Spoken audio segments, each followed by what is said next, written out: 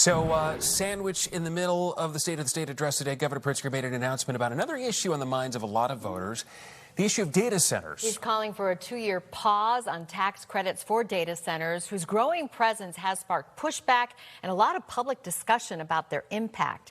Investigative reporter Bennett Haeberle joining us in studio now with much more on the story. Bennett. Yeah, Allison and Stephen, the Midwest, of course, is sought-after location for data centers, in part because of its proximity to the Great Lakes and fresh water, which can be important to their operation depending on how they're configured. The governor's announcement today calls for a pause on the state's existing data center tax credit program, and comes at a time when there's already been public pushback against data centers.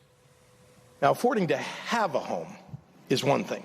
Affording to live in it is quite another. Electricity bills are eating up more and more of household budgets across the country. It only took up a small portion of Governor Pritzker's speech, but it touched on an issue facing many Illinois residents: rising energy costs. I'm proposing a 2-year pause on authorization of new data center tax credits. With the shifting energy landscape, it is imperative that our growth does not undermine affordability and stability for our families. The fact that the city of Naperville is even entertaining this idea is embarrassing. The governor's announcement comes amid growing public pushback over noise and environmental concerns regarding data center expansion in Chicago and the suburbs.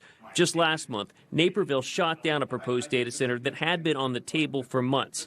There are more than 200 data centers in Illinois, and industry supporters argue that they create jobs and contribute more than $1.8 billion in state and local tax revenue.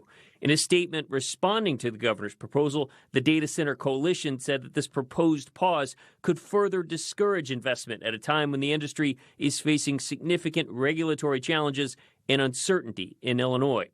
Illinois is one of 15 states in the PJM grid, and this January report by an independent monitor found that only 4% of the cost increases are due to current demand, and that 61% of the increases are caused by speculation on the capacity market, meaning how much load on the grid will be needed for future data centers that might be built, which is not good news for your bill, according to this Ohio State economist. Consumers can expect that those capacity prices are going to continue to accelerate price increases on their retail bill going forward.